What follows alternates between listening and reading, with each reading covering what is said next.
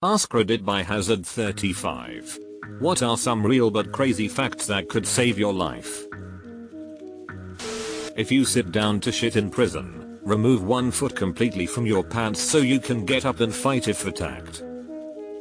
I do this on the regular. Not because of any impending fight scenarios, but because it lets me spread my cheeks enough to have a clean and smooth exit. Car jacks are for lifting, not holding. So fucking true. The amount of people that go under their cars while it's on a jack is astounding. Jack stands aren't even that expensive. There is no excuse to not have them. If you are trying to rescue someone, check for danger first and maintain your own safety. In a lot of situations, it's easy for untrained first responders to become a casualty themselves in the heat of the moment trying to help others. Source: I'm a nurse and I've seen this happen a lot, particularly with drownings. Not too crazy, but if someone is acting drunk but didn't have any alcohol, ask them to smile. If one side of their mouth is down, take them to a doctor cause they are having or will have a stroke. They might also be diabetic and have a hypo. If you're choking, don't get embarrassed. Don't go to the bathroom. Don't walk away from people. I've seen a couple people nearly die because they were panicking and walked away from the dinner table, and such while choking. Do the universal sign for choking with both your hands on your neck, and most people will get the message. I walked to the bathroom while choking once, slipped, fell, and got a concussion from the toilet seat. At least the food came out. A motorcycle helmet is stronger than a skull. On that note, don't wear sandals and ride. Tea bags stop bleeding. They have an acid called tannic, which is a natural clotting agent. This actually works. Had wisdom teeth out a while back and the extraction didn't go well. Took over an hour for the dentist to remove one of them. Sent home and the bleeding wouldn't stop. Read about the tea bag thing. Used a tea bag or rather a couple of them to stop the bleeding. Remove the staple first or you may do more damage than good. Oh, and be sure to check reviews on your dentist before letting them pull teeth. That was torture and took 6 months before my mouth returned to normal. Point at someone and delegate. People freeze up in emergencies or assume someone else will handle the problem. Point at someone as say you guy in the blue shirt. Go to the gate and tell the ambulance where we are. Mom, please go with him. Don't ask does anyone know CPR. Point at someone and ask if they do. Even if they don't, people are more likely to step forward in fear of being asked next and judged for not acting sooner than volunteering from the beginning.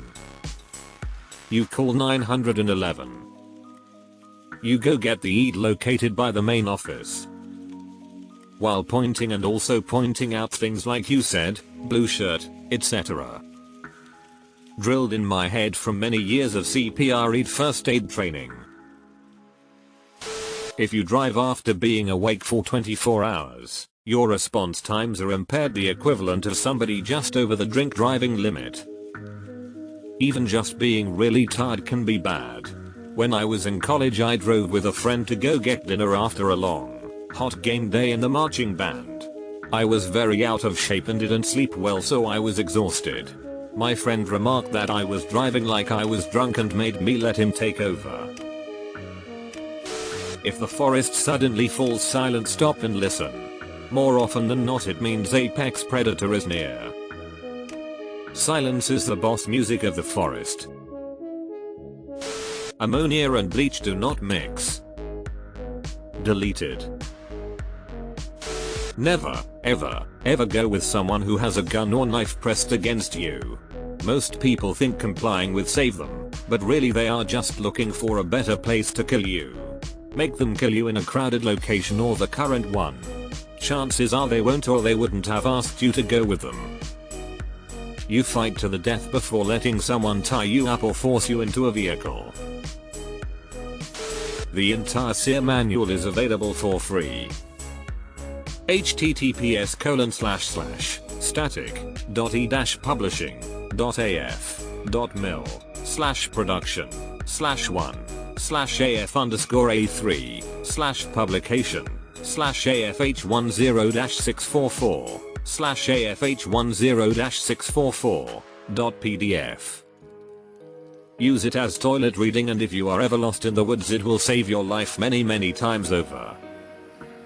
Edit. For those who don't know, SEER is for survival, evasion, resistance, and escape. It is the training for Air Force personnel down behind enemy lines or in hostile environments. My dad was a SEER instructor and taught me a lot when we went camping. You can hold a plastic bag around a willow tree branch with leaves and it will start condensating drinkable water in the bag. Any plant will do this. Does willow respire more than others? An impermeable snack bag, like a potato chip bag, and duct tape can be used to seal a sucking chest wound long enough to get the victim to hospital. Would imagine though, it would be best to ensure the side covered in flaming hot Cheeto dust is on the outside. When caught in a rip at the beach, just swim slowly along the beach, parallel to the shore until you feel the pulleys up, then swim towards the shore. This works if the rip is carrying you away from shore. It won't work if you are caught in a longshore current. To generalize, if you're out swimming and get caught in a current, tread water or float long enough to figure out which way it's carrying you, then swim at right angles to that direction until you get out. A moose in the rut is more dangerous than a bear. Do not approach. Moose vs truck, everyone loses. Maybe not to save your own life, but it could help you save someone else's. When performing CPR, chest compressions need to be continuous, deep and fairly quick. Call for an ambulance first. If you can get someone to help you, do so, because it is exhausting. For an adult, good quality chest compressions should be 2 per second and 5-6 cms deep. You should lock your hands together one on top of the other, get your arms straight, lock your elbows and push with the heel of your bottom hand into the middle of the chest, hard. And you do not stop until help arrives.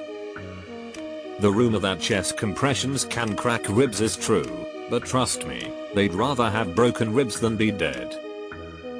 Most countries have deliberate clauses in assault and sexual assault laws that say that if you are injured due to emergency aid such as CPR, or feel that you have been violated in any way, you cannot press charges. So as long as what you are doing is keeping them alive, keep doing it. Be aware of potential energy. Heavy weight overhead, highly tensioned wires and springs, momentum. Things break and now you're on 1000 ways to die. For a long time one of my biggest fears was getting sliced in half by a cable that snapped. Like in the beginning of Ghost Ship. Edit. I was 9 at the time. If someone ODs, don't wait to discuss or figure out if they will get in trouble. Every minute counts, and if staff ask if they took anything, tell them immediately. Tests will reveal it anyway, but every minute they have to run them is another minute they can't treat the patient correctly. Do not hesitate to call emergency services for a suspected overdose, as quick treatment and response is imperative. They are not the police. They are not out to get anyone in trouble, and if it messes with something like their doctor's prescriptions, it's preferable to leaving them to die. If you do any kind of opiates or have people at your house who do often, have naloxone handy and know how to administer it. Also, don't lie to those of us who work in the ER. We aren't the cops. We can't give your medical information to law enforcement without your consent or a warrant. Even in that case, the hospital will use their lawyer, and we want to know what we are dealing with. Drink vodka if you get antifreeze in your system. I went to an animal CPR and emergency class, taught by an old army veterinarian. He said back in the day when they brought a dog in that consumed antifreeze, they'd send a guy to the liquor store. Everybody would take a shot of the vodka because it was about to be a long night. Then they'd get the dog drunk as hell, bordering on alcohol poisoning. If the body is busy filtering the vodka, it can't filter the antifreeze and it'll just pass through the system. It's when the body tries to process the antifreeze that makes you die because it forms crystals in the kidney, liver or something. so you have to distract the body away from the antifreeze till it passes. Never try to fix a microwave. Yeah, even when unplugged they can hold enough of a current to kill you for up to a few days. Never work under a car on a jack. Always have it on jack stands or a lift. To add to this, never fully trust jack stands and put a tire under the car by the stand. If you end up having to survive in a forest, crickets or grasshoppers chirping is not annoying, it is your sign of safety. Crickets stop chirping when something big is moving close to them. I thought you were going to say if you end up having to survive in a forest, crickets or grasshoppers chirping is not annoying. They are a good snack. If you need to check a pressurized line, hydraulic line, never ever use your hand. Use a piece of cardboard or soapy water. If you use your hand to check, the pressure can cause the fluid to cut your skin, and liquids like hydraulic fluid will cause gangrene in a matter of hours. Go to the hospital immediately and get them to check you right away. Don't take no for an answer. It could mean the difference between keeping vs losing your limb. https://www.tjurkert.com/safety/a-dangerous-bite/ Edit, adding some reading that explains better than I could. Again, please use cardboard or soapy water to check. This isn't just for heavy machinery. It's just good safe practice. My dad was a pipe fitter on nuclear subs. He said that if there was ever a suspected pressure leak in the reactor compartment, they would wave a broomstick around in the area of the leak. You knew you found it when the end of the broomstick was sliced off and fell to the floor. If you ever have to rescue a drowning person, throw them something to grab onto beside yourself. As a child, maybe 7 years old, I encountered my 4-year-old brother drowning in our pool after the maintenance guys left the fence open. I jumped in and grabbed my brother, who proceeded to try and drown me to get above water. I walked along the bottom holding my breath with him on my shoulders until the edge. I didn't think about it too much until I had kids of my own. I relive it in nightmares. I have pretty severe anxiety about my kids around water. I die in those dreams rescuing them a lot. I feel like I learned some of those dangers the hard way, but not the hardest way. Sucking out snake venom doesn't work. If you've been bitten by a venomous snake, take a clear picture from a distance and call an ambulance immediately. The picture will be used to identify the snake species in order to get the most effective antivenom.